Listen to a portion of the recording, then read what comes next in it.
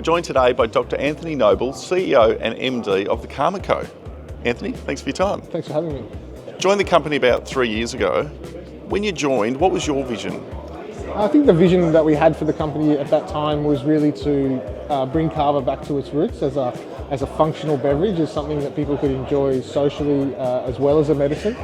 So expanding that range of products and taking advantage of some of the regulatory changes that we saw in Australia, allowing drinking Kava to come back onto the market.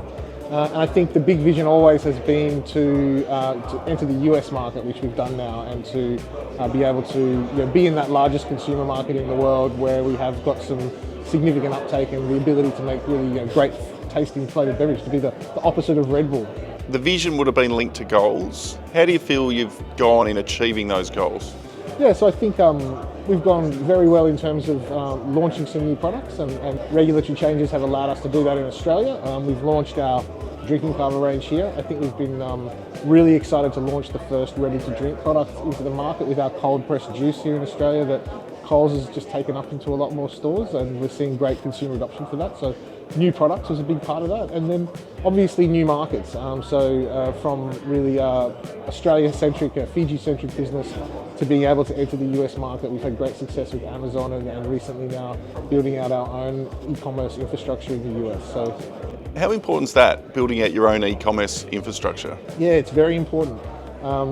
Effectively, the profitability of the products when you have that infrastructure is significantly higher, around about 30% higher in the US. You're not paying Jeff Bezos the money to build spaceships or giving money to Walmart, who's our other platform partner in the US. So that own infrastructure gives us bigger margins and also lets us own the customer relationship. So e-commerce driven businesses like ours are about building lifetime value of customers.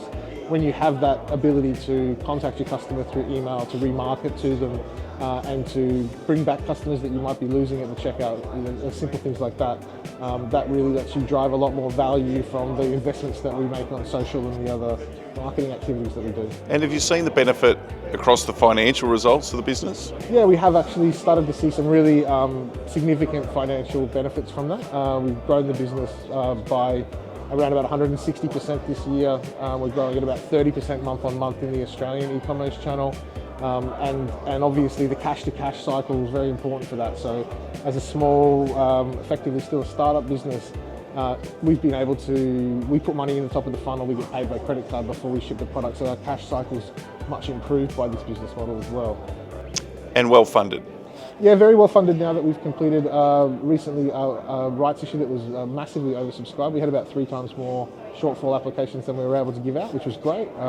We gave all of that shortfall to our existing investors in a way that reflected their rights eligibility. So we tried to be as fair as possible with the people who've been backing us through the last couple of years.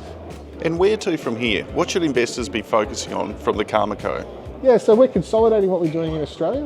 We've just had our footprint in Coles expanded by 40%, really completing the train set of all the Coles around Australia where we sell the products with our juice, our large format and our small format drinking Kava products. So consolidating that business in Australia, potentially going into some more retail activities to drive retail a little bit harder to complement e-commerce now that we are a bit more mature here. And the big news for us is the US market and flavoured Kava drinks. So we think that Kava has the ability to be a real competitor to alcohol, a real, we call it a second generation no-low alcohol beverage that has a functional benefit for people. So flavoured drinks, flavoured shots in the US, and activating those through a direct-to-consumer model over there is going to be the big focus for us coming forward, and we've got some pretty exciting things towards the end of the year that shareholders can look forward to. Started with a vision, kicking off the goals. Exciting times ahead for the company and shareholders. Anthony, thanks for your time. Thank you very much.